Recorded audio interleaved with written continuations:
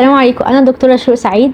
انا مدربه اثناء الحمل ومدربه لما بعد الحمل، مدربه رياضيه ومدربه تغذيه. هقول لك ازاي تتعافي بعد الولاده القيصريه باسرع الطرق.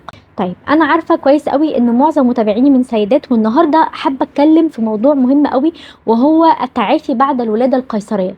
طيب، خلينا بس نبقى متفقين على حاجه، ان الولاده القيصريه في مصر دلوقتي بقت نسبتها عاليه جدا، واحنا بنعتبر من اكتر الدول في العالم اللي بنعمل قيصريات ملهاش لازمه.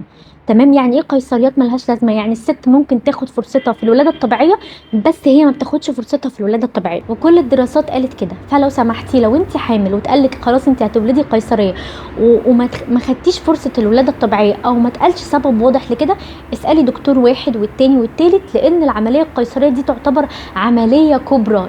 طبعا هي بقت امان دلوقتي الحمد لله بسبب التقدم وكل حاجه، بس برضه في نفس الوقت خدي فرصتك في الحاجه الطبيعيه، لان الطبيعي دايما احسن في كل حاجه. لكن لو ربنا خلاص خلانا نمشي في السكه دي، الحمد لله على كل حال، ونبدا نتعامل بقى بايجابيه من الفتره اللي بعد كده.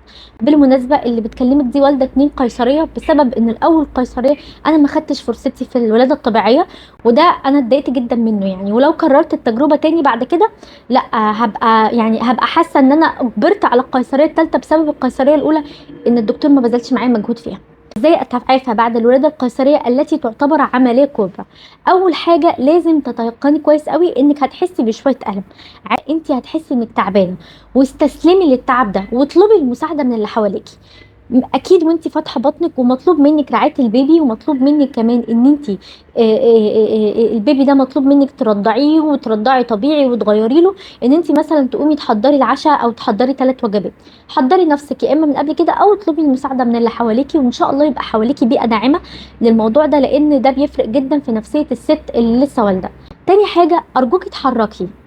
طبعا بعد الولاده القيصريه بيقولوا لك قومي يا مدام، قومي لازم تتحركي تتمشي عشان نطمن ان كل حاجه تمام، وعشان ما يحصلش التصاقات. تمام؟ اتمشي بعد الولاده، واسمعي كلام الدكتور، واسمعي كلام التمريض اللي هو بيقولوا لك اتمشي. ولما تروحي البيت كمان قومي اتحركي حواليكي.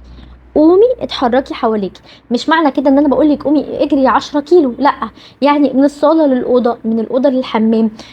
خدي نفس كده، وكل ما تحسي انك قادره ما تضغطيش على نفسك تقومي، ده هيزود جدا من الريكفري.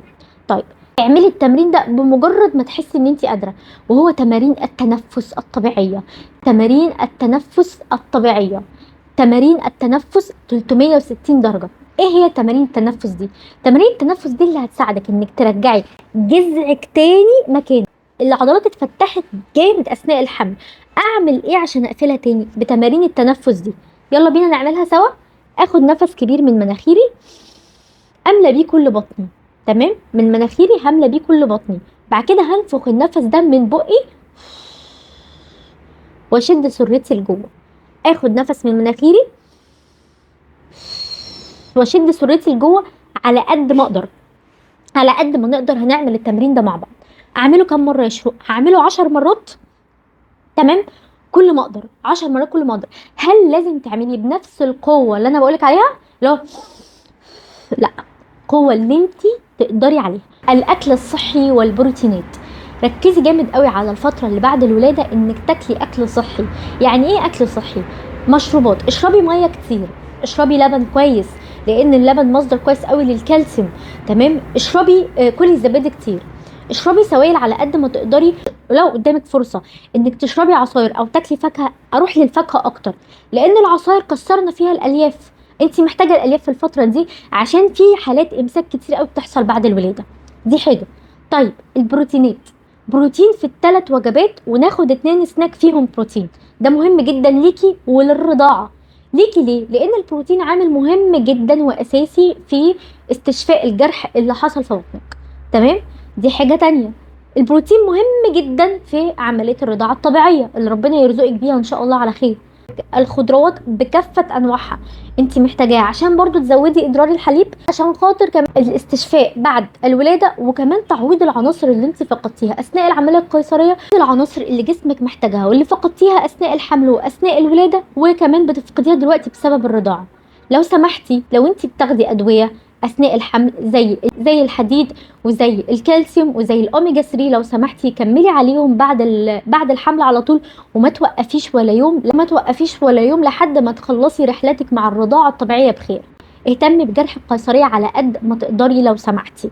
المضاد الحيوي اللي الدكتور كاتبهولك، وانا بشوف حاجه يا جماعه على الجروبات بجد بزعل منها قوي يا جماعه. واحده بتسال يا جماعه انا ما خدتش المضاد الحيوي، والناس بيقولوا لها اخير ان شاء الله، وانا كمان ما خدتش. لا يا جماعه، المضاد الحيوي ده بيمنع حدوث الانفكشن حوالين الجرح، او بيمنع حدوث التهاب الجرح ده ونمو البكتيريا عليه. طب ليه اثر في كبسوله واحده بس؟ ما تاثريش. ااكد عليكي تاني، الادويه اللي الدكتور كاتبها لازم تاخديها بالحرف زي ما هي. وارجع واقول لك في الاخر، رعايتك لنفسك دي عباده. رعايتك لنفسك دي عباده يا مامي، دي عباده. اهتمي بنفسك عشان تعرفي تهتمي بولادك وتهتمي بالبيبي اللي ملوش غيرك دلوقتي في الدنيا. شكرا جدا، انا مبسوطه ان انا رجعت على اليوتيوب. وبالمناسبه يا جماعه، الفيديو ده انا مش محضره له اصلا، و... ومبسوطه جدا ان انا رجعت، وحاسه ان انا آه، يعني هلاقي نفسي ان شاء الله تاني في بلاتفورم زي يوتيوب. وتمنياكم كده بالتوفيق. ولو في حاجة تانية حابين ان انا اتكلم فيها الفترة الجاية، هحاول اطل عليكم 3 ايام في الاسبوع. ولو في حاجة تانية حابين ان انا اقولها لكم الفترة الجاية على اليوتيوب، ابقى شاكرة جدا على مساعدتكم. شكرا جدا. كانت معاكم دكتورة شروق سعيد، انا مدربة معتمدة واخصائية تدريب للحوامل معتمدة، وكمان اخصائية تغذية معتمدة. شكرا جدا لكم.